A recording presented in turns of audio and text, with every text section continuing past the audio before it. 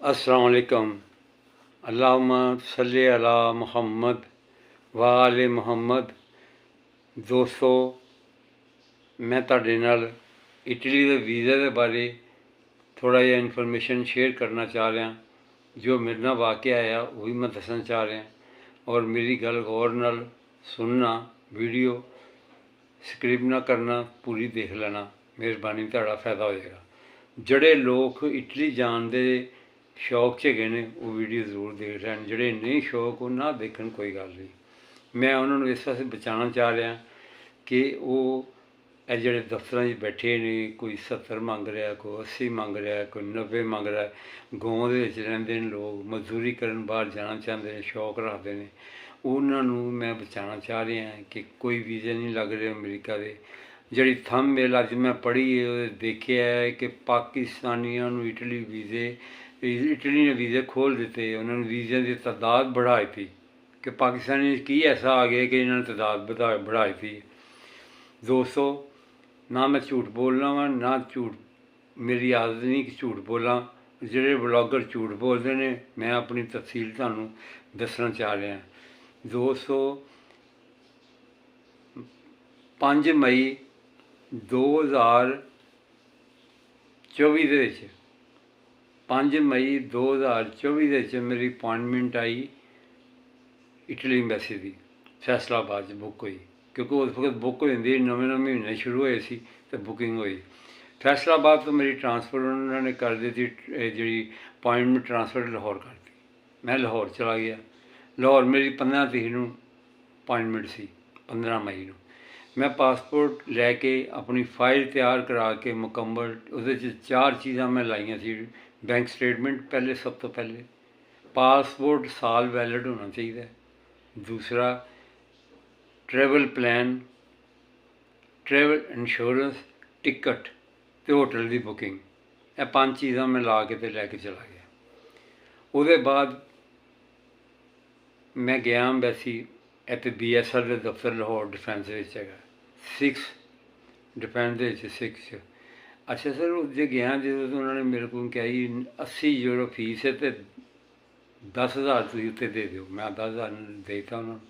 80 euro के जिन्ने पैसे बने उस वक्त से मैं देते तो 10,000 उन्होंने खुद फीस एम्बैसी की, सर्विस चार्ज जिन्होंने कहते हैं पासपोर्ट पहुँचाने दे, जमा करवा दिता। 2-3 क्वेश्चन उन्होंने पूछे, उत्थे बैठे कोई नहीं। उसके बाद पासपोर्ट जमा कर लिया। मैं उन्होंने कहा कल कहते तुहानू टैलीफोन पर इतला आएगी पासपोर्ट तुसीं साडे कोल लैना है। मई गया, जून गया, जुलाई गया, अगस्त गया।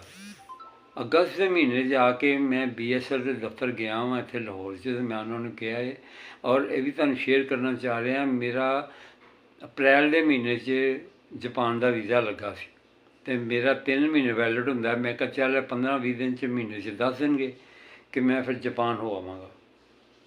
मेरा वीज़ा हो गया एक्सपायरी होने लगा। मैं BL दफ्तर गया, उन्होंने दसिया, फोटो कापियाँ मेरे कोल सन पासपोर्ट दियाँ, वीज़े दियाँ। मैं उन्होंने शो कीतियाँ। उन्होंने फिर मैंने कहा कि तुसीं इस्लामाबाद चले जाओ। मैं 5-10 दिन बाद इस्लामाबाद चला गया वेट करके। ये मैं अगस्त मैं गया इस्लामाबाद।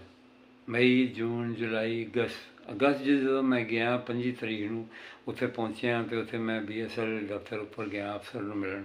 तो मैं नाल ईमेल से दरखास्त सी मेरी, नाले मैं अंदर वड़िया। मैं गई, उन्होंने मैनू अंदर जान दिता। जाके फिर बैठा मैं थोड़ा शोर पाया कि मेरा वीज़ा एक्सपायरी हो रहा, मैनू नहीं वीज़ा चाहिए, मैनू पासपोर्ट वापस दिता जाए। उन्होंने फिर पता किया, उन्होंने 5 महीने बाद, 4 महीने बाद जनाब मैनू उन्होंने रिफ्यूज़ल की मोहर ला दी, लैटर दे दिता। कहते कल आई ना तुम। मैं फिर रुक गया एक दिन, अगले दिन फिर रिफ्यूज़ल का लैटर लैके आ गया। मैं पासपोर्ट कहते लाहौरों तुम मिलेगा। महीना फिर सर गुजर गया, 1.5 महीना गुजर गया। मैं फिर ईमेल पाई। 30 अक्तूबर को मेरा पासपोर्ट वापस आया है।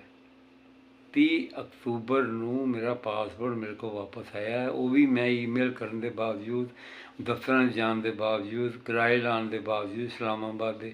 उसके बाद मेरी 1 नवंबर की मेरी अपॉइंटमेंट सी अमेरिका की। हुण एक दिन च मैं कुछ नहीं कर सकता, पासपोर्ट आया ही लेट। अगों 1 पीर की आती सी, हफ्ता इतवार आ गया। वो मैं इस वास्ते सर जी वो मेरी अपॉइंटमेंट भी चली गई। मेरा वीज़ा भी 25 तक हैगा सी, 25 ਤੱਕ ਮੇਰਾ ਵੀਜ਼ਾ ਸੀ, ਅਕਤੂਬਰ ਤੱਕ ਉਹ ਵੀ ਮੇਰਾ ਲਗਾ ਗਿਆ, ਐਕਸਪਾਇਰੀ ਹੋ ਗਿਆ, ਅਤੇ ਵੀਜ਼ਾ ਵੀ ਮੈਨੂੰ ਮਿਲਿਆ। ਅਤੇ ਮੈਂ ਤੁਹਾਨੂੰ ਦੱਸ ਰਿਹਾ ਕਿ ਮੈਂ ਕੋਈ ਯੰਗ ਬੰਦਾ, 12-14 ਸਾਲ, 22 ਸਾਲ, 25 ਸਾਲ। ਮੇਰੇ ਕੋਲ ਬੈਂਕ ਸਟੇਟਮੈਂਟ ਵੀ ਹੈਗੀ ਅੱਛੀ ਖਾਸੀ ਮੇਰੇ ਕੋਲ। ਉਹਦੇ ਬਾਅਦ ਮੇਰੇ ਕੋਲ ਟਰੈਵਲ ਪਲਾਨ ਸੀ, ਉਹਦੇ ਕੋਲ ਹੋਟਲ ਦੀ ਬੁਕਿੰਗ ਸੀ। ਮੈਂ ਹੋਟਲ ਦੀ ਬੁਕਿੰਗ ਪੇਡ ਕੀਤੀ ਸੀ, ਅੰਦਾਜ਼ਾ ਕਰ ਲਓ। ਉਹਦੇ ਬਾਅਦ ਜਦੋਂ ਮੈਨੂੰ ਉਹਨੇ ਰਿਫਿਊਜ਼ ਕਰਤਾ, ਅਤੇ ਸਪੇਨ ਦਾ ਮੇਰਾ ਵੀਜ਼ਾ 2020 ਦੇ ਵਿੱਚ ਰਿਫਿਊਜ਼ ਹੋਇਆ ਹੈ। 24 ਜਦੋਂ ਮੈਂ ਅਪਲਾਈ ਕਰਨ ਡਿਆ, ਮੈਂ ਦੱਸ ਦਿੱਤਾ ਕਿ ਮੇਰਾ ਰਿਫਿਊਜ਼ ਹੋਇਆ ਹੈ ਸਪੇਨ।